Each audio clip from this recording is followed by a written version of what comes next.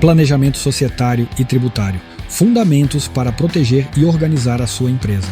Quais são os erros mais comuns na área societária que a galera toma aí de problemas? Que cláusula você acha que não pode faltar num contrato social desse? Quais os riscos que você acha que pode ter com o contrato negligenciado? Eu nunca revisitou um contrato social, um planejamento tributário ou um planejamento sucessório, o que ele deve fazer? Olá pessoal, bem-vindo ao MGCast. Hoje estamos com uma casa um pouquinho mais diferente. Hoje a gente está com dois especialistas, Dr. Cadu e Dr. Elcio. Elcio, fala um pouquinho pra gente de você. Muito obrigado pelo convite. É um prazer estar aqui com você e o Dr. Carlos Eduardo aqui no MGCast. Meu nome é Elcio Reis, sou advogado tributarista, professor universitário e vai ser um prazer bater um papo aqui com a turma. Fala um pouquinho pra gente, Cadu. Muito obrigado pelo convite. É sempre um prazer estar aqui com vocês na MG. Bom, sou advogado tributário, né, com especialização na área tributária e societária. Advogamos na área empresarial, temos escritórios em São Paulo, Minas e Belo Horizonte. E empreendemos em toda a área empresarial, né? Também fazemos outras áreas. O escritório ele agasalha a empresa em todas as suas necessidades. Então, eu e o Elcio estamos juntos aí desde 1998 nessa estrada. Então, já são algumas décadas aí brincando. Pouquinho, é pouca coisa. É muito não. Envelhecendo junto. É o que eu costumo até brincar lá em casa. Minha relação mais longeva é com o Elcio, não é com a minha esposa. Mas vamos lá. Cadu, quais são os erros mais comuns na área societária que a galera toma aí de problemas? Então, são vários equívocos, né? Mas eu costumo dizer que o principal está no nascedouro. É o contrato social, né? O contrato social, às vezes, sem tratar os detalhes da relação entre os sócios, tratar a relação sucessória, tratar a relação com até o mercado. Ou seja, um contrato social bem feito evita muita dor de cabeça e elimina outros problemas societários. Eu escutei de um cliente que não, agora vocês colocam tudo no chat GPT e ele faz. Ah, não, sim, o chat GPT outro dia eu estava consultando, ele inventou uma súmula que não existia. Eu falei, não, eu acho que eu nunca ouvi falar dessa súmula. Eu fui lá e realmente, o chat GPT às vezes é o grande inimigo do profissional, porque às vezes o cliente ele busca informação e não sabe filtrar essa informação. E nós, como somos profissionais da área, a gente consegue realmente filtrar essas informações e trazer o melhor resultado para o cliente, né? Não é o chat GPT que vai trazer É só inteligência artificial, né? Porque a galera acha que a gente trabalha atrás da inteligência artificial. Coloca lá, não, faz uma tese aqui para mim assim, ou faz o meu contrato social e pronto. Então, muito dos empresários, né? A gente tem até brincado ultimamente, que os caras olham pro contrato social e falam, não, depois eu olho isso. Faz de qualquer jeito que eu faço isso depois. Aí cai bem muito o que o senhor falou. E não é só isso também não, né? As pessoas começam um negócio de forma amadora, né? Se você quer ter um negócio hoje, em 2026, não é um negócio que você conseguia abrir na década de 90, no início dos anos 2000, que o mercado era diferente. Hoje o mercado é mais profissional, exige mais resultado, exige mais performance. Se você vai começar com um contrato social de qualquer forma, você já começou errado. Tua empresa de qualquer forma. De qualquer forma. Então, ou seja, se você tem um sócio, principalmente parente ou amigo, e você tem filhos, os dois sócios têm filhos, ou seja, você tem que já regrar essas relações para evitar dores de cabeça. É melhor, às vezes, você botar no papel, ficar amarelo com o seu sócio, olha, vamos regrar dessa forma, do que depois você ter um constrangimento muito maior, né? Elcio, qual os riscos que você acha que pode ter com o contrato negligenciado? Então, Felipe, ótima pergunta. Complementando o que o Cadu disse, hoje a advocacia societária tem dois problemas. O ChatGPT, que concorre com os advogados de forma inóspita, né, trazendo respostas a perguntas muitas vezes mal feitas, sem soluções adequadas. E as juntas comerciais, porque elas disponibilizam modelos de contratos sociais e os advogados menos preparados eles aderem àquele modelo como se aquilo fosse uma solução. E o que vai acontecer no futuro? Qualquer descabo entre a empresa, entre os sócios, um sócio que morre, por exemplo, nós temos um caso no escritório em que o sócio foi interditado pelos filhos e depois veio a falecer.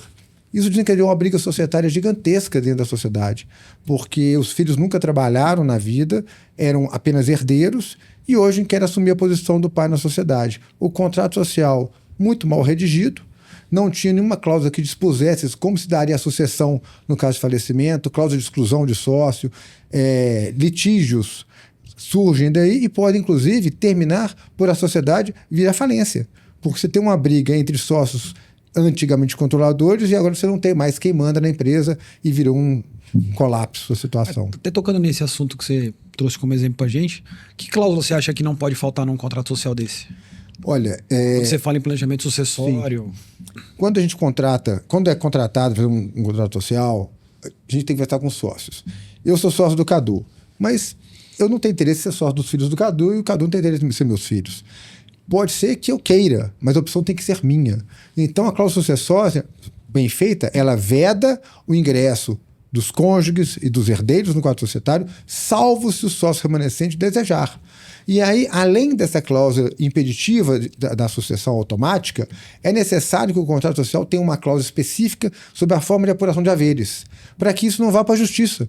Porque, vamos imaginar, eu faleço, o meu filho não vira sócio do Carlos Eduardo, e ele vai entrar na justiça para poder discutir qual que são os haveres que ele tem a receber. E se o contrato não tem nenhuma cláusula dispondo, caberá à justiça, a um perito, fazer a avaliação daquela sociedade, dos haveres. Isso pode ser muito prejudicial à própria sociedade, porque quem vai pagar a conta é a sociedade. Isso pode, inclusive, prejudicar o fluxo de caixa dela. E não só o fluxo de caixa, né? Acho que até o próprio estresse que quem fica, né? No exemplo que o senhor deu, o Cadu ficou vivo, o senhor faleceu, o estresse que ele passa porque o negócio está mal redigido. Exato. Exatamente. Porque, na verdade... É o que o Elcio falou. Nós somos sócios porque existe um negocinho chamado affectio societatis. É a afeição entre os sócios. Eu tenho esse affectio societatis com ele, não com os herdeiros, e vice-versa. Então, eu não quero ser sócio e não sou obrigado a ser sócio de ninguém. Então, essa escolha tem que ser do sócio remanescente, não dos herdeiros. Os herdeiros, às vezes, podem levar o negócio a culminar realmente ao fim do negócio. A gente tem vários exemplos dentro do escritório que, por falta de regramento no contrato social, e não precisa ser, às vezes, nem no contrato social, tá? Às vezes você pode dispor regras em acordo de sócios que não estão registrados na junta comercial para não expor para terceiros quais são as regras e quais são as fórmulas que vocês estão tratando entre os sócios. Pode ser acordo de acionistas numa SA, acordo de cotistas numa limitada. Então, ou seja, o contrato social não precisa prever tudo. Você tem um instrumento acessório que são esses acordos que também podem redigir essas regras entre os sócios. Eu até concordo com o senhor, até quando a gente tem casos de empresas maiores, né? A gente tem um caso no escritório lá que agora estão 31 sócios. Opa! Eram 5 irmãos, só tem um vivo. Agora tem 31 sócios na sociedade. Então pensa como foi. Pra gente estruturar isso junto com o jurídico, cara, foi um perereco. É um pesadelo às vezes, né? Porque eu teria que pôr todo mundo no mesmo ambiente para poder regrar as regras. Então aí o que a gente fez? Foi, cria um núcleo para você, um núcleo para você, um núcleo para você. E aí fica um representante só. Porque pensa fazer uma reunião com 31 sócios. Não tem jeito. Vira sindicato. Eu tinha que levar, 3 pessoas para me ajudar na reunião. Imagino. Esse tipo de problema hoje é muito comum acontecer. Por isso que o contrato social, esse regramento antecipado, esse planejamento sucessório até de governança. Porque muitas empresas grandes também fazem um planejamento de governança. Ou seja, ou eu vou profissionalizar a gestão e ficar só num conselho, porque você também pode fazer essa previsão dentro de um contrato. Eu vou ficar só no conselho e vamos todos profissionalizar a gestão para não ter conflito familiar. Existem várias formas, várias técnicas para você justamente evitar essas reuniões sindicais. Até no último podcast que a gente fez com o Eduardo Najar, não sei se você conhece. Ele é professor da SPM. E a especialidade dele é cuidar de coisa. A gente até falou disso aí. Governança, né? Porque as empresas, principalmente no Brasil, não estão acostumadas com governança. Zero. Sim. Zero. Quantas empresas o senhor, assim, de cabeça que o senhor já passou que tem a governança? É a minoria. É a minoria. A cada 10, 0,5, né? Porque o brasileiro é muito empreendedor. E ele usa aquele termo meio a la Bangu, né? Ele vai fazendo do jeito dele. E aí vai crescendo e vamos ver. E aí que está o calcanhar de Aquiles. Nesse crescimento, nessa dor do crescimento que às vezes ele quebra. A parte tributária, sem dúvida nenhuma, nesse crescimento faz essa virada de chave. Por exemplo, ele é um lucro presumido, passa para um lucro real e não está preparado. Então, tem vários momentos em que, se ele não começa de forma profissional, com o contrato certo, com o planejamento tributário correto, a dor do crescimento pode levar à falência. Concordo. Porque às vezes ele cresce de maneira que desordenada, não sabe. A gente tem um exemplo, né? Que a gente trabalha em conjunto. E o cara não sabe quanto ele tem de fluxo de caixa, o que a gente estava falando aqui antes de começar. Né? Ele olha para a gaveta, não é fluxo de caixa, ele olha para a gaveta dele. E muitas vezes ele não sabe nem precificar o produto ou serviço. Ele não tem uma ferramenta adequada para fazer isso. E aí a empresa cresce, ele acha que está dando dinheiro, e quando ele vai ver no final do mês, já está faltando. Aí ele começa a tomar empréstimo bancário, começa a botar o patrimônio em risco. E aí é um outro problema, que muitos empresários, eles não fazem a separação do patrimônio pessoal deles com o patrimônio da empresa. Muito empresário compra patrimônio em cima da empresa operacional e acaba deixando todo o patrimônio dele em risco. Ainda mais no Brasil, que a gente tem uma carga tributária altíssima e a cada dia que passa a tendência é ela ficar mais elevada. A reforma tributária, que a partir do ano que vem começa a vigorar o CBS e depois o IBS, ela vai trazer um transtorno para a sociedade que eu acho que ainda não se percebeu. Eu não tenho dúvida que nós teremos um aumento gigantesco de preços, na parte de serviços, porque a reforma vai ser impactante demais na área de serviços, e pode ser que nós tenhamos em alguns anos pouquíssimas empresas sobrevivendo no lucro presumido. E os empresários que não estiverem preparados para dar esse salto, com margem adequada, com soluções tributárias adequadas, esses vão penar muito para sobreviver. Eu digo mais. O povo como um todo vai sofrer e muito. A gente tem falado aqui nos podcasts, Elcio, que todo mundo, o brasileiro, não está acostumado de pegar um produto na gôndola, num supermercado, por exemplo, e saber que ele vai pagar mais de imposto. Ele não está acostumado. Lá fora, em todo lugar, é assim. Ele consegue ver o que está pagando.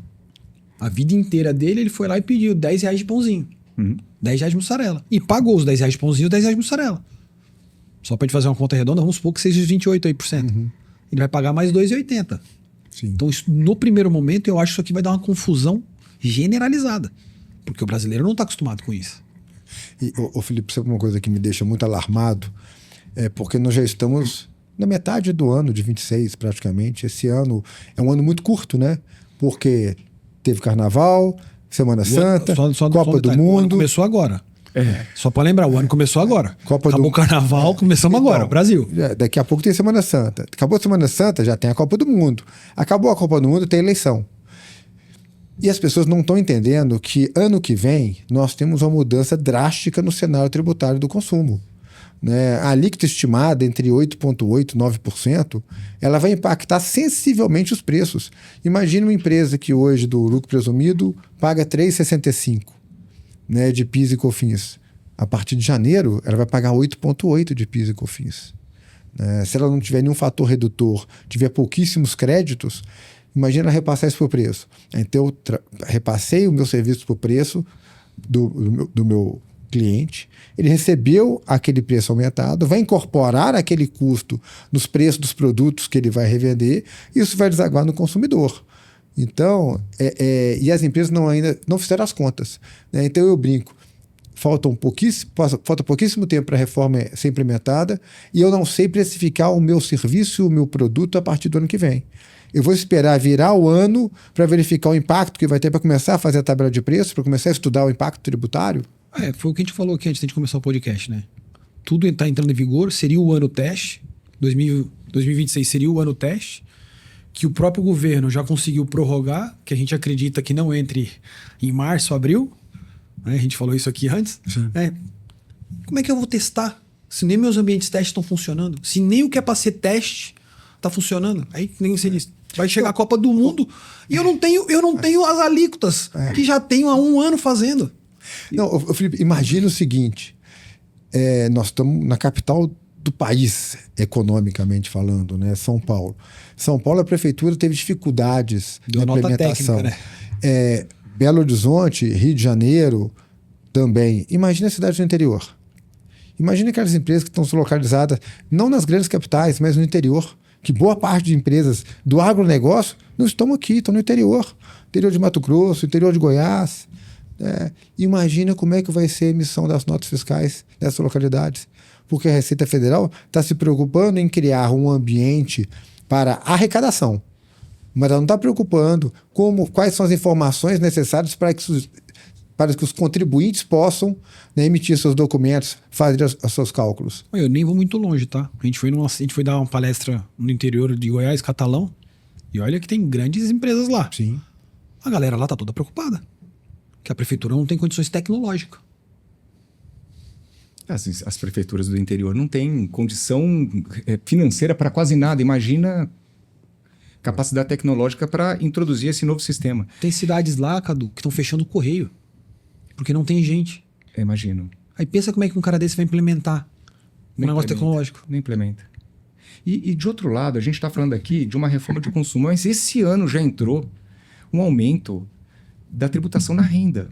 E as pessoas ainda não perceberam que a conta vai chegar na tributação de altas rendas no final do ano que vem, quando você for fazer o ajuste, que vai somar todos os seus rendimentos, seja de locação, seja de algumas aplicações financeiras, prolabore, distribuição de lucro, e vai ter mais uma conta para pagar. Se você não fizer também um planejamento hoje, não só para a tributação nova de consumo, mas também para dar renda, você vai pagar mais imposto do que deveria estar pagando.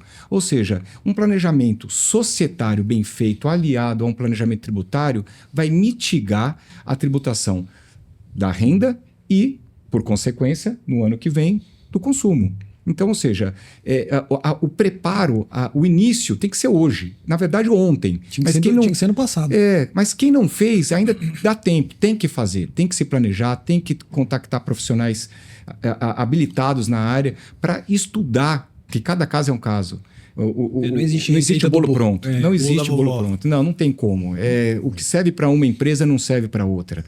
E às vezes, essa informação chega muito tarde. O empresário, às vezes, vai buscar ajuda muito tarde. Você já deve ter visto vários clientes que, quando chegam no seu escritório, falam assim, nossa, mas como chegou nesse ponto? Não era para chegar nesse ponto. Eu tenho um exemplo muito claro. A gente tem 2 clientes no setor têxtil, que um chegou muito tarde para a gente, não conseguiu recuperar, ele chegou a falir. Era uma empresa que vendia roupa feminina no Rio de Janeiro. Não conseguiu, pela quantidade de contingência tributária que ele tinha. Outra, a gente conseguiu contornar com um benefício da área têxtil. Ou seja, viramos a mesa, hoje dá lucro. Ou seja, às vezes, um planejamento societário e tributário bem feito é a diferença entre você dar prejuízo e dar lucro. Você ter margem e não ter margem. E dormir tranquilo, pagando 100% dos impostos. É isso que tem que ser feito. Às vezes, as pessoas não entendem que o planejamento tributário pode te colocar dentro do sistema pagando menos do que você está pagando. E aí vem algumas pessoas, né?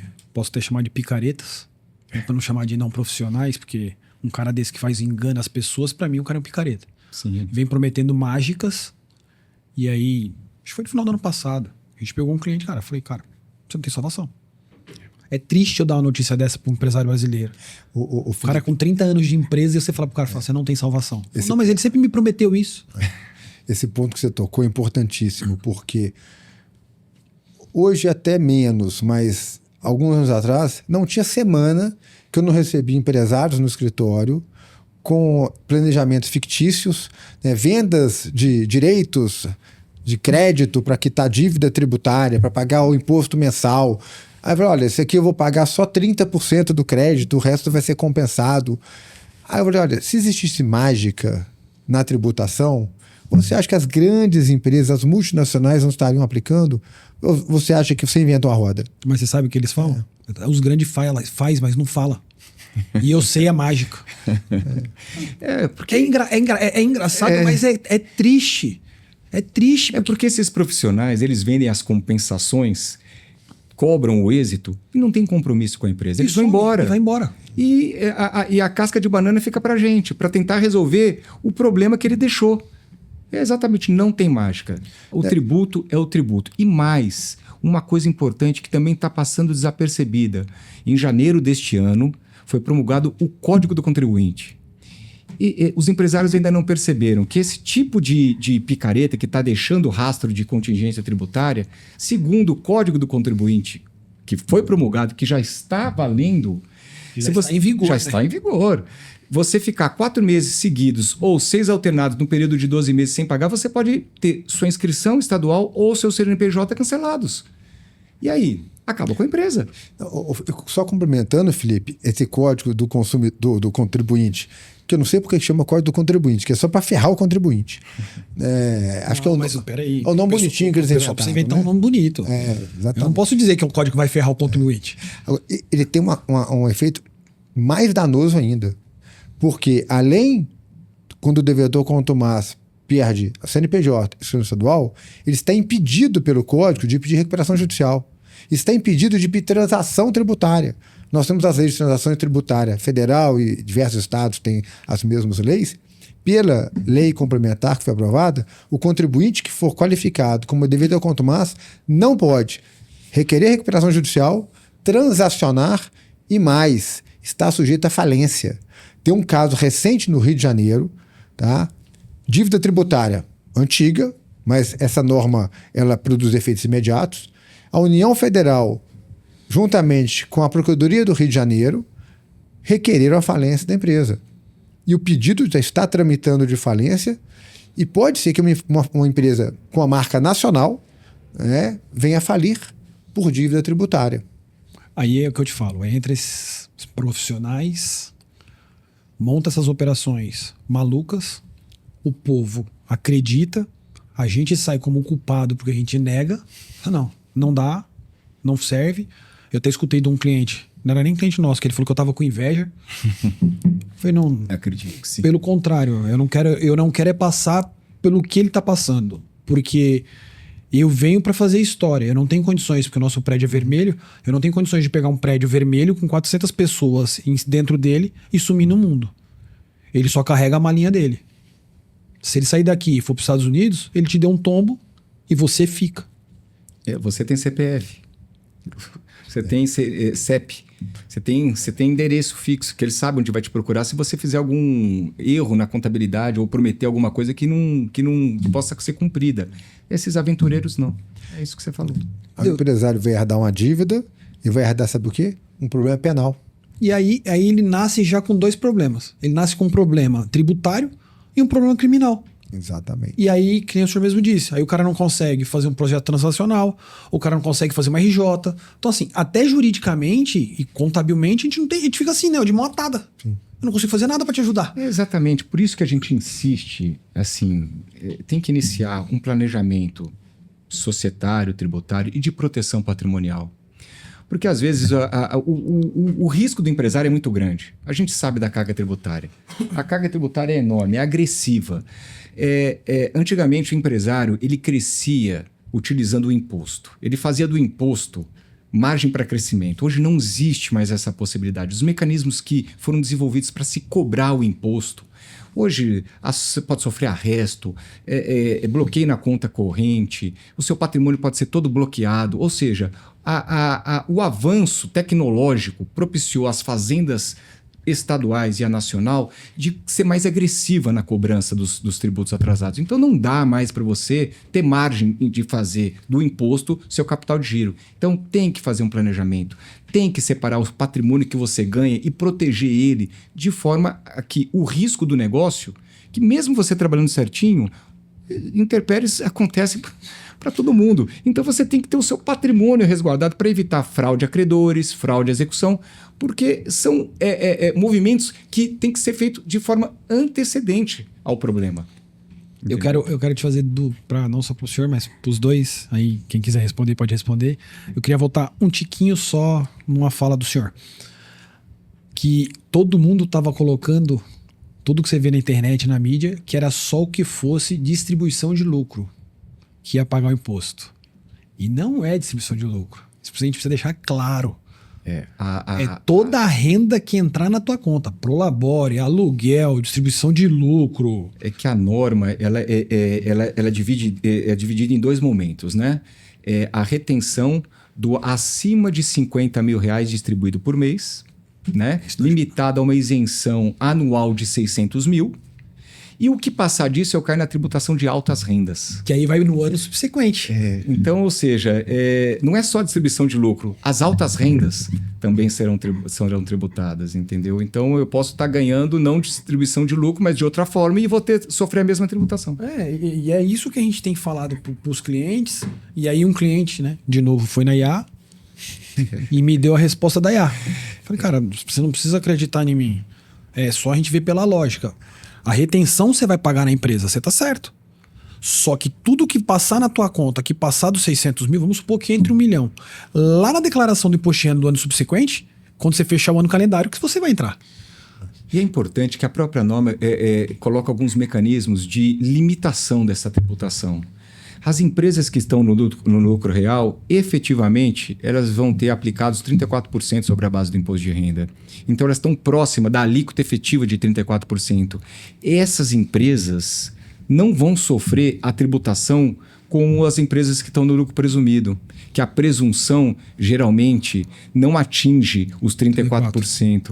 Então, é o momento de você planejar. Vale a pena eu estar no presumido? É melhor eu estar no real?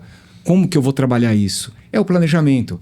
É você fazer simulações do seu negócio para verificar lá na frente, olha, eu tenho ainda um efeito de 10%. Então, eu já traço hoje um caminho para lá na frente eu não cair nessa emboscada. Não sei vocês, mas vamos ver qual é a resposta. E todo mundo me faz a pergunta, qual é o momento certo de eu fazer o meu planejamento tributário? O planejamento tributário tem que ser feito e revisto a todo tempo. É o que eu falo, todo dia. Todo dia. Eu monto a rota. No meio do caminho, a rota pode ir sendo alternada. A gente precisa fazer ajustes, é isso. Vocês, como nós, temos o hábito de visitar clientes mensalmente para justamente verificar a operação. Porque a operação ela nunca é linear sempre. Ela sempre tem algumas mudanças no meio do caminho, que é normal. Isso faz parte do negócio. Do empresário. E aí você vai ajustando no meio do caminho o planejamento, justamente para mitigar o aumento da carga. E é assim que se faz. Não existe você fazer um planejamento e ficar com ele o resto da vida da mesma forma. Eu até brinco com os nossos clientes que é ajuste de parafuso. Primeiro a gente põe as catracas, grande. Depois eu tenho que vir fazendo ajustinho fininho. Isso. Fininho, porque vai mudando rota. Às vezes eu tenho que voltar o parafuso um pouquinho mais, apertar um parafuso um pouquinho mais. Olha, e eu vou te falar, a gente tem um histórico muito grande no escritório de pegar muito cliente que sonegava. A gente fala assim, não precisa sonegar. Se você fizer o planejamento tributário, você vai pagar menos do que você paga. Porque para sonegar gasta dinheiro. As pessoas não fazem conta. Eles pagam picaretas para fazer uma sonegação que está achando que é legal. Não. Se você fizer um planejamento bem feito hoje, você ainda consegue buscar alguns benefícios fiscais de ICMS na área de comércio. Tem alternativas.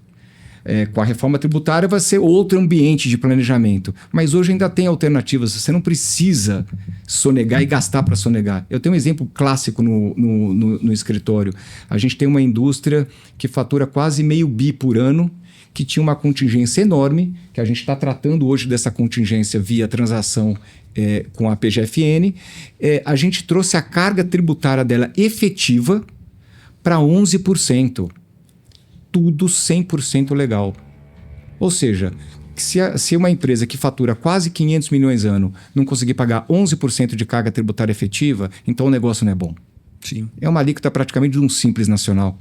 Até menos, né? O Simples Nacional é 12%. Exatamente. Ou seja, tá muito bom o planejamento. E está distribuindo lucro, está dando lucro. Agora vamos ter que novamente fazer esse ajuste fino, porque agora tem a distribuição de lucro que está sendo tributada. A gente tem que estar sempre fazendo esses ajustes, não tem jeito. E principalmente no Brasil, com essa maluquice, né? Esse manicômio tributário, se você não ficar atento às partes pequenininhas, às vírgulas, né? Acho que a gente estava falando aqui antes. Os caras colocam coisas no meio do processo, no meio da lei, e você se dormiu, um tiquinho já foi. Um exemplo que estava no meio da lei, que se você dormiu, passou, até dezembro do ano passado, se você trabalhava na área imobiliária ou tinha alguns imóveis que você locava, você tinha que registrar o contrato em cartório para você ter um benefício do IBS e CBS como redutor. Não foi divulgado isso, ninguém sabia disso. Começou lá em março, né? Começou lá em março de 25. Ou seja, mudou tudo. Amanhã a gente vai estar pagando imposto onde não pagava. Uma locação que a gente não pagava ISS nem ICMS, amanhã você vai pagar. A pessoa está preparada, ela está sabendo que vai ter um aumento da carga tributária, ela vai estar se planejando para isso? Porque a pessoa física vai passar a ser contribuinte também. E não vai ter nem como esconder. Não vai ter como... o CISP, Não, eu vou deixar tudo na pessoa física. Não, física. Não sei. Você tem que começar a fazer conta. Você tem que trazer profissionais que possam te orientar da melhor forma. Porque também trazer qualquer profissional que faça uma integralização de capital, que transforme a sua empresa em locadora de imóveis, pode tirar um problema sério de imposto de renda, porque às vezes pode fazer a integralização de forma equivocada, com um número equivocado. E aí? Lembrando que as próprias locadoras, né, agora a partir de 26, que existe... Tem que emitir os nota, contadores estão dizendo por aí que não precisa emitir nota, que pode continuar recibo. Eu falei, vocês não querem acreditar em mim. Não precisa acreditar em mim. Não, é obrigatório. Dá um Google. Obrigatório. Isso está explícito na lei. Aí, Felipe, puxando esse gancho que o Cadu disse, olha que coisa engraçada. As empresas hoje, as pessoas sabem que tem a mudança do CBS e IBS, viram que mudou a tributação da renda, mas não descobriram ainda que mudou também a do patrimônio. Foi aprovada este ano uma lei complementar, tá, que vai, a partir do ano que vem, na verdade foi aprovada no final do ano passado, sancionada apenas esse ano, e a partir do ano que vem ela vai ser implementada de forma obrigatória, todos os estados vão adequar suas legislações, com a mudança do ITCD. O ITCD incide diretamente sobre o patrimônio herdado e sobre as doações. Então, aquele empresário que acha que vai deixar os imóveis na pessoa física para pagar menos imposto, vai pagar mais imposto. E se ele não se organizar, quando ele falecer, os herdeiros vão pagar muito mais imposto. Porque esta lei complementar tornou obrigatória a progressividade do ITCD. Hoje, a alíquota máxima aprovada pelo Senado é de 8%. Então, os estados vão variar de 2% a 8%, que a gente imagina. Já há estados que cobram 8%. Rio de Janeiro é um. Rio de Janeiro é um, Bahia é outro. Agora, existe um projeto no Senado para que essa alíquota máxima seja de 20%. E pelo que eu tinha visto, ela está andando bem a passinhos largos para poder arrecadar imposto antes da virada. Então, mas se você tem um ministro da Fazenda que diz que o herdeiro é um parasita, estão querendo tributar realmente, né? Então você imagina, se eu mantiver na minha pessoa física os imóveis, ainda que eu pague menos imposto, hoje o CBS, eu tenho menos de R$240 mil de aluguéis por ano, tenho só 2 imóveis locados, ok, tenho lá 220 mil de aluguel, com 2 imóveis locados, mas o meu patrimônio vale 6, 7 milhões. Vem a óbito no próximo ano. Meus herdeiros vão ter que pagar o ITCD para receber esse patrimônio. Imagine que a alíquota agora é de 20% para um patrimônio acima de 5 milhões. E normalmente a galera não tem caixa. E aí eu vou fazer não tem o quê? Caixa. Aí o que vai acontecer? Está tudo travado. Eu vou pedir para o juiz um alvará para vender meu imóvel. E aí o que vai acontecer? Bem, o imóvel vale 3 milhões, eu tenho que vender ele rápido, porque eu preciso pagar o imposto. Porque se eu não pago o imposto no prazo de 90 dias, eu tenho Selic. Tem multa. E a Selic baixinha do jeito que está. E aí eu vou fazer o quê? Vou vender o imóvel. Você acha que você vai vender o imóvel pelo preço de mercado? Não. Vai queimar. Vai queimar o imóvel. Você vai queimar o imóvel. Simplesmente isso. É isso aí. Vai perder mais dinheiro. Você já vai perder a parte do imposto e vai perder o valor do mercado para o mercado, por conta da necessidade. Porque nego faz... Isso sem contar que você vai ter custo com advogado no inventário. Vai ter custo processual para fazer o inventário. Ainda pode deixar os herdeiros... Muitas vezes a gente sabe, as famílias se destroem com base no patrimônio herdado. Aquele fundador da família, ele, enquanto vivo, ele impõe um respeito. Depois que ele falece, não é não usual, nós temos brigas de herdeiros pela disputa patrimonial. Quanto maior o patrimônio, maior a briga. Então a gente brinca, se você quer evitar uma briga na sua família, deixe seu patrimônio organizado previamente, já determinando quais são as regras da sucessão. Isso eu acho que é o mais importante, determinar a regra de que jeito você quer que aconteça na tua sucessão. Que aí não tem briga, porque é o seguinte... Já tá estabelecido. Pré-estabelecido. Eu já deixei a regra. É o que eu falo para todo mundo. Falo, gente, a gente tem condições de dar a regra do pai, da mãe, de quem é o dono do patrimônio, De que maneira é? Até para que não exista dilapidação patrimonial. Exato. Que normalmente quando vai embora, cara, o nego quer dinheiro a qualquer custo. E aí começam as brigas. E aí, só para complementar esse assunto, como essa nova lei só foi sancionada este ano, nós temos ainda esse exercício inteiro com uma brecha para a organização patrimonial sucessória. E tem solução? Tem. É fácil? É fácil. Todo mundo sabe fazer? Não. O chat te responde isso? Também não. Não, ele vai te responder alguma coisa. Alguma coisa ele vai te responder. Pouco provável se tá que ele responda alguma coisa plausível. Aí é outro departamento. É outro departamento. Se tá certo ou não, é outro departamento. Que uma coisa que a gente tem enfrentado muito na advocacia é a concorrência do chat. Eu brinco com o Cadu, eu não dou conta mais. O cliente, ele faz a consulta no chat, o chat responde o que ele perguntou, não necessariamente o que é correto, a resposta do chat, e ele vem com a solução. O chat me disse isso. Eu falei assim, olha, o chat disse isso. Bom, o chat olhou essa variável, o chat entende do seu negócio, ele entende dos fluxos da sua empresa? Ah, não. Então, meu amigo, essa solução que o chat deu, ela não funciona. Hoje o ChatGPT, as outras inteligências artificiais não estão preparadas para as grandes soluções. O profissional, o bom profissional, ele não vai ser substituído pela inteligência artificial. Eu falo isso desde que veio o ChatGPT, Elcio. Porque um cliente, saiu uma propaganda, um cliente nosso mandou pra gente assim, contador vai ser substituído. Eu respondi para ele, menos no Brasil. Não, Felipe, no mundo todo, acho que até foi o Cadu uma vez que conversou isso comigo, quando nós tínhamos o rádio. Quando surgiu a televisão, o que o pessoal falou? O rádio vai acabar. Não acabou. E o rádio acabou? Não. Da mesma coisa, os profissionais não vão terminar. O mau profissional, sim, esse vai ser substituído pela IA. Agora, os bons profissionais, aqueles que têm efetivamente capacidade de solução de problemas, esses vão se tornar mais escassos e mais caros. Como é que você vai substituir um profissional aqui no Brasil, um bom profissional, deixa claro, um bom profissional, com esse manicômio tributário? Não é só manicômio tributário, esse manicômio desde legislação. É um emaranhado muito grande, né? E o problema não é só esse. O problema é que agora a mídia social chega a alguns profissionais, contadores, advogados. Olha, se você tem uma dívida anterior a 21, não tem mais que pagar. Acabou a dívida. Aí o cliente me liga. Olha, eu recebi esse post. Quando ele te liga, tá bom. Quando ele só não te encaminha. Minha dívida anterior.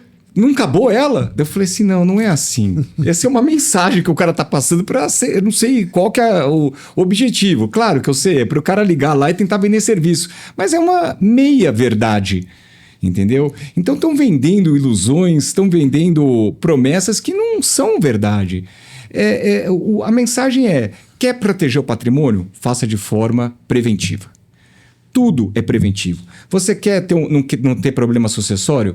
Faça preventivo. Coloque as regras.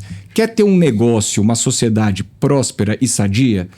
Previamente no contrato social ou acordo de sócios, faça a regra de forma prévia. Porque quando você já sabe a regra do jogo, não tem como você mudar. Você não vai mudar a regra no meio do caminho, já está assinado. E você já disse a regra. Você já disse a regra. Não dá, agora não, eu não quero cair para a segunda divisão, não. Porque, a regra é essa. Você ficou sem ponto, o seu time vai para a segunda divisão. Então, se você deixar tudo muito bem claro no começo do jogo, você vai jogar ele de forma mais tranquila. Falando em proteção patrimonial, Cadu, qual o erro que a galera mais comete aí? Mistura caixa de empresa de proteção patrimonial com de negócio, mistura patrimônio com um com o outro. Olha, eu posso aqui ficar enumerando vários exemplos, mas um clássico, o que as pessoas mais erram é receber na conta de uma empresa receita de outra. Não, porque aquela minha conta lá da minha empresa está com problema de bloqueio de um problema trabalhista. Recebe na patrimonial. Não, e outra coisa, às vezes ele mistura a pessoa física dele com a patrimonial dele. Também. E a pessoa jurídica patrimonial dele não é a pessoa física dele. Ele não pode ir para um restaurante almoçar, ir para uma balada, viajar para a Europa e... O cartão de crédito da empresa. O cartão de crédito da empresa, entendendo que isso vai ser despesa da empresa. O que vai acontecer? Esta semana agora mesmo, o CARF, o Conselho Federal de Recursos Fazendários, ele decidiu um caso específico em que os gastos de cartão de crédito feitos na pessoa jurídica tinham como referência despesas que não eram típicas da pessoa jurídica. Viagens internacionais, contas de restaurante, conta de aluguel, IPTU residencial do sócio. O que o CARF disse? Olha, toda essa despesa é pro labore. E aí você tem. E aí a tributação muito mais alta. Eu tenho um imposto de renda de 27,5%. Eu tenho um INSS sobre esse valor. Multa e juros. Multa de 75%. Juros Selic baratinho. Aí aquela economia que eu achei que eu estivesse fazendo, por exemplo, para fugir do IR dividendos, eu transformei aquilo numa grande conta. E aí, até no passado ele não tinha isso. Ele podia distribuir o lucro e acabou. Acabou. Distribuir o lucro e tá pronto. Tá resolvido. Você vê, então esse problema não é só um problema tributário, é um problema também de operação, né? Igual o Cadu disse, muitas vezes os empresários acham, eles confundem, né? A empresa patrimonial é só minha, uma unipessoal, então se ela é minha, tudo que eu tenho, eu ponho dentro dela, inclusive as despesas que eu tenho que fazer. E eu aí, acho que também há uma desclassificação, né? Acho que também, né? Que eu acho que a galera também tem de teimosia, que você já até tocou nesse assunto, é pegar a empresa de operações e começar a colocar patrimônio. Aí ele fala, não, que eu tenho uma hold. Fala, não. A hold é sócia da empresa operacional. Então, meu amigo, você está colocando em risco o seu patrimônio. Porque tem uma ligação. Tem um elo, um cordão umbilical ligando o seu patrimônio ao risco do negócio. Um cliente essa semana falou, não, mas o que eu vou fazer? Eu vou pegar minha empresa, minha hold 1, vou pendurar em cima da minha empresa do lucro presumido, vou fazer equivalência patrimonial e ponho o dinheiro lá. Eu falei, esquece. Esquece, isso não dá. É um erro clássico. Não pode fazer isso. Não, mas eu vi que pode. Eu vi no Instagram que pode. Fazer, você pode tudo. Mas os riscos também estão aí. Estão aí para depois te chamar a conta, né? A conta vem.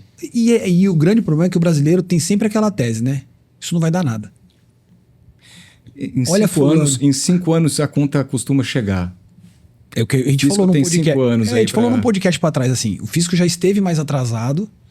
Há 5 anos, mas hoje eles estão perto de 4. Eles têm acelerado, até por causa da entrada da própria inteligência artificial neles. Porque hoje ele já não depende mais de humano, né?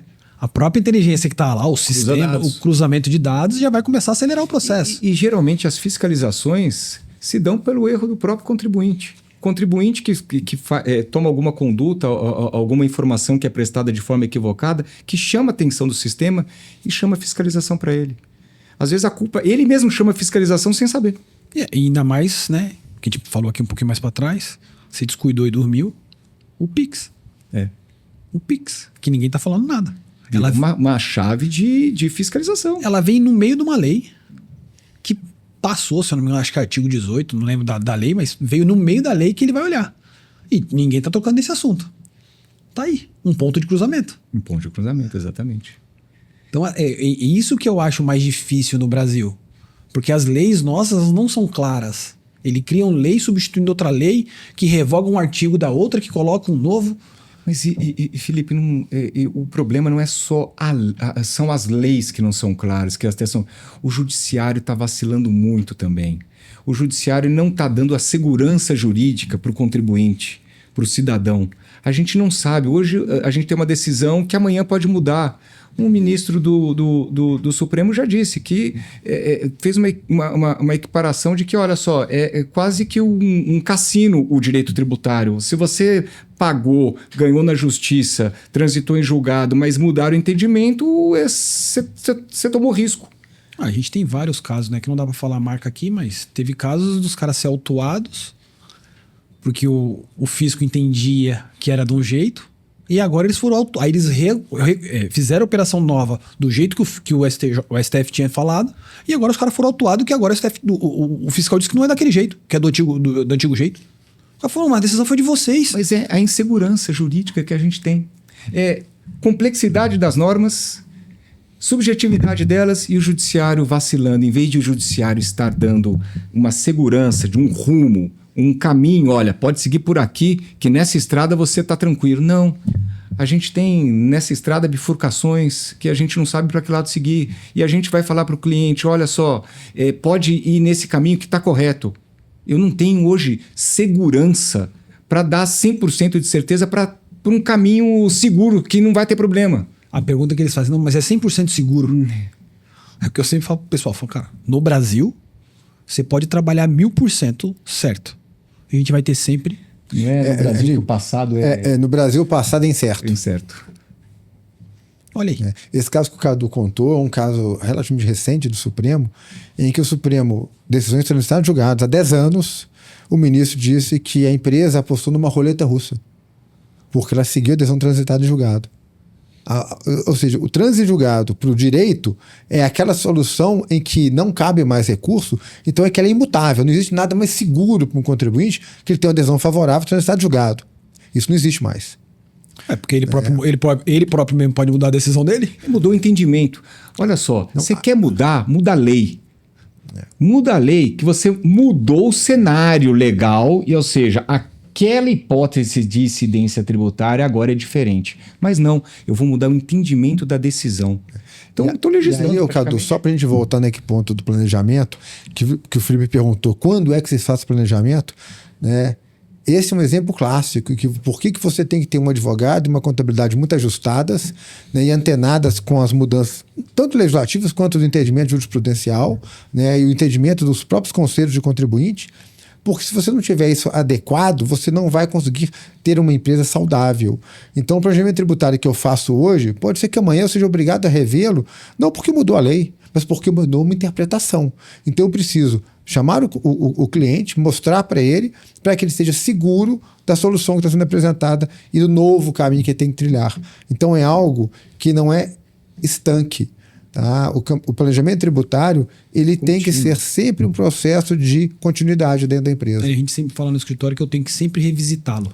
Exatamente. Eu tenho que sempre revisitá-lo, porque o entendimento jurídico pode mudar, a própria lei pode mudar. Exato. E aí você tem que revisitar, que às vezes você tem que jogar o planejamento todo que você fez lá atrás no zero e começar um planejamento novo. Porque mudou uma lei. E o diálogo, contabilidade, advocacia, o que a gente tem frequentemente, que a gente sempre troca ideia por clientes em comum, é fundamental. Se você tiver uma contabilidade alinhada com o seu advogado e eles trabalhando juntos, assim, o seu risco é mitigado.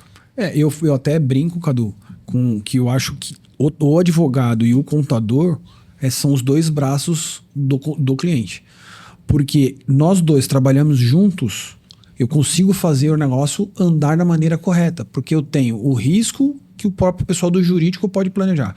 Você vem com o planejamento tributário, um planejamento sucessório feito pelo jurídico, a gente acaba complementando. Mas e se colocar mais isso? Porque é o que eu sempre brinco, né? A gente falou isso na semana passada. Duas cabeças vai sempre pensar melhor que uma. Porque às vezes você só está olhando uma vertente. Sim. Ou como às vezes pode ser eu. Eu tô só olhando pra uma vertente, que no caso da semana passada era eu. O Cadu falou, acho que ia aqui. Eu falei, puta, eu não tinha pensado. Porque as nossas visões são diferentes, né? E tem que lembrar que o planejamento tem que enxergar o todo. Né? Porque muitas vezes a gente vê o advogado focado em um tributo específico e uma solução específica. Só que ele esquece que a empresa é um todo. E a carga tributária é a carga tributária global. Então não adianta eu fazer um planejamento para economizar, por exemplo, no imposto de renda, se isso vai me trazer um problema no ICMS. Eu só para complementar mais um pouquinho, é um planejamento tributário num todo, incluindo a pessoa física agora. Sim. Porque durante muito tempo o nosso foco era só na pessoa jurídica. Sim. Não, vou fazer planejamento tributário para pessoa jurídica. Hoje não. Hoje eu tenho que olhar a jurídica, olhar a física e ver que momento ele vai chegar lá na frente. E sabe um braço que a gente tem que começar a olhar também? Planejamento financeiro. Porque a Lei de Tributação das Altas Rendas ela estabelece ainda hoje algumas aplicações financeiras que não vão ser levadas à tributação das altas rendas. Então, muitas vezes, o cliente não sabe disso e está lá o dinheiro dele aplicado, por exemplo, no CDB. Não sendo o CDB de um banco que está em iminência de falir, né, porque hoje está muito comum no Brasil. Nós tivemos, nos últimos meses, mais de 15 liquidações extrajudiciais, né, de bancos e de fundos, né, de fintechs, né? O cliente também tem que enxergar isso. Onde é que eu vou aplicar o meu dinheiro de forma melhor para ter uma economia tributária? Para ter isenção. Né? Então, muitas vezes, o advogado tributarista e a contabilidade, eles têm que estar também atentos a essas soluções. Porque, da mesma forma que nós temos mágicos na área contábil e na área tributária, nós também temos mágicos na área financeira. Né? As pessoas que vendem o céu mas entrega um inferno.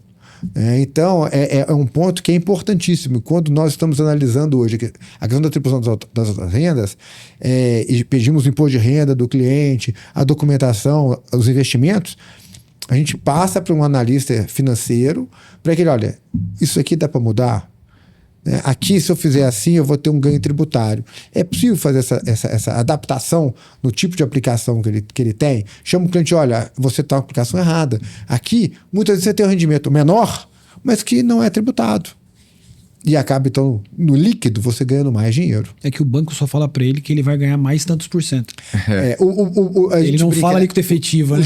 O gerente do banco, ele não é seu amigo. Ele quer o gerente do banco, ele quer vender o produto. Eu tenho a conta numa empresa X, a gente não pode falar as empresas, né? Mas aquelas empresas que são as mais famosas do mercado, né, de venda de produtos, essas empresas que têm agentes autônomos, né, para vender produtos, eles não estão preocupados com o cliente. Eles estão preocupados com o produto que ele vai vender que dá maior rentabilidade. Sim. Nós tivemos recentemente um escândalo no Brasil de pessoas físicas que perderam mais de 90% do patrimônio dela aplicado porque determinada instituição vendeu uma aplicação financeira que é um COI, né? E esse COI era um COI supostamente de renda fixa. Quando você pensa em renda fixa, você pensa em algo seguro. Renda variável, ações, isso é volátil, ainda mais no Brasil. Mas renda fixa é seguro. Só que renda fixa você está tomando crédito de uma empresa privada. Eu estou investindo meu dinheiro, confiando que a empresa privada vai dar o resultado. Que ela vai dar resultado, né? E aí esse COI que era de renda fixa, em tese vendido como algo seguro, protegido, simplesmente perdeu 90% do valor. Então eu tinha R$1 milhão num COI, passei a ter R$100 mil. Da noite para o dia. Então, a gente brinca. O advogado e o contador, eles hoje são multiferramentas.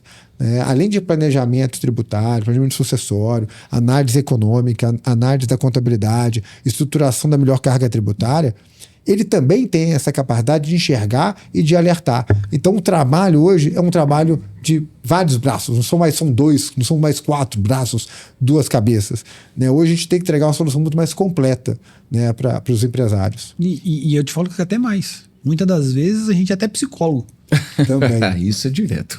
Concorda? Porque o cara chega num tal desespero que até para dar notícia ruim para ele, eu tenho que preparar para ele tomar uma notícia ruim. É verdade. Não é? Você fala, putz, peraí. Vamos olhar o copo aqui? Peraí, espera um pouquinho. Tem que olhar sempre o copo meio cheio. Porque às vezes o empresário eu costumo dizer, eu tenho casos de família, é teimoso e aí não quer tomar a direção correta e a consequência às vezes leva à bancarrota. Para quem está nos assistindo, quem nunca revisitou um contrato social, um planejamento tributário ou um planejamento sucessório, o que ele deve fazer?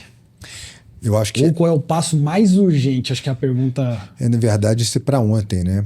Quem nunca se organizou na vida está perdendo tempo. Ele tem que procurar um bom profissional que entenda de direito societário, direito tributário, tenha uma boa contabilidade alinhado com esse profissional para que ele faça uma estruturação patrimonial, sucessória e tributária com a máxima urgência. Como eu disse no começo do nosso bate-papo, 2027 já está batendo as portas. A carga tributária vai ter um aumento exponencial. E eu digo mais, Elcio, não é um bom profissional, não é um mágico. Sim. Não.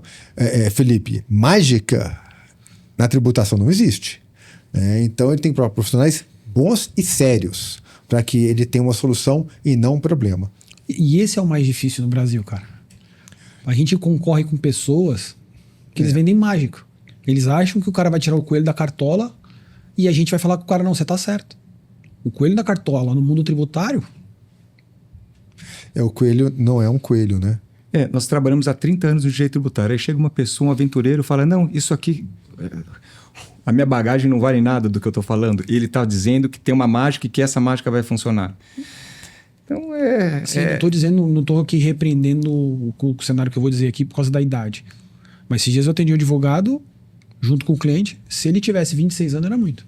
E ele vem com uma mágica assim, ó. Mas Felipe, o empresário ele quer às vezes arrumar alguém que fale o que ele quer ouvir. Esse que é o grande problema. O cara tá falando, tem um discurso que ele quer ouvir, então pronto. Ele já tem a a satisfação dele é satisfeita, já tá encerrado o assunto. Ele já tem alguém que está falando o que ele quer ouvir. Por isso que eu sempre digo, o sucesso e o fracasso é uma linha tênue que divide hoje o empresário entre ele crescer, prosperar ou quebrar. É a organização. E a organização do negócio não é só você se organizar no negócio, ou meu meio de produção, minha compra e minha venda. Não, é se organizar também no seu patrimônio, é se organizar no contrato social de forma prévia para evitar conflitos, se organizar na parte tributária, societária, justamente para mitigar riscos e ter uma eficiência no imposto e na sociedade. É a eficiência que vai te levar para o sucesso ou deixar você para trás. Para o insucesso. Para a gente fechar, Cadu, qual o erro que o empresário brasileiro mais peca no planejamento tributário, no planejamento próprio sucessório aí? É muito comum. O empresário é o que a gente falou durante todo esse podcast. É a falta de previsibilidade. Ele faz o negócio mais no instinto do que na simulação, no planejamento, no controle, na preparação, na prévia preparação do negócio.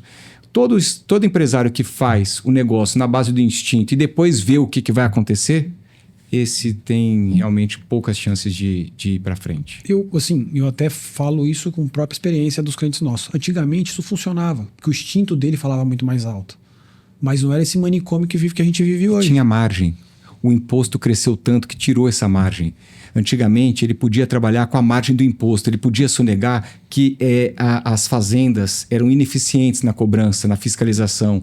A nota era de papel, Felipe. A gente começou a trabalhar, a gente via talões de papel, tinha até aquela expressão de nota calçada. Ele às vezes usava a nota fiscal para 10 caminhões. Não, e às vezes ele andava com o próprio talão com a nota pré-preenchida sem data. Exatamente. Hoje não é mais possível. O Felipe, o Cadu lembrou um caso, nós tivemos um cliente lá, quando nós começamos a trabalhar, que era um atacadista muito grande, e aí estava sujeito à fiscalização no estado do ICMS, e pediu lá 5 anos de nota fiscal. Ele falou, perfeitamente. Ele pegou todas as notas, misturou todas, jogou veneno de rato para ficar aquele negócio bem, bem adequado, né? Deixou tudo mofando e mandou entregar em caminhões para fiscalização. As notas todas misturadas. Você acha que veio o que depois? O alto. Nada. Não conseguiram, porque já estava vencendo os prazos de decadência. Já estava em decadência. E agora, isso hoje não existe mais. Hoje é uma fiscalização eletrônica. 3 segundos. O cara emitiu uma nota lá no Amapá, a gente aqui em São Paulo, 3 segundos tá aqui. O Estado já sabe que vai chegar uma mercadoria aqui ainda. Isso. Gente, queria agradecer Cadu, Elcio, obrigado por ter participado do nosso podcast. Eu que agradeço aí pelo convite, estamos sempre à disposição de vocês aqui, essa parceria aqui, que seja sempre duradoura. Obrigado. Obrigado, Felipe, foi um prazer estar aqui com você, prazer rever o Cadu, embora sejamos sócios, o Cadu cuida da unidade de São Paulo e Rio, eu cuido da unidade de Minas e Brasília, né? Então é sempre bom participar de um debate com o Cadu, um debate de mais alto nível. Muito obrigado pelo convite, agradeço o MGCast. Gente, não esquece de dar o like para a gente conseguir compartilhar o conteúdo, curta nosso canal. Obrigado.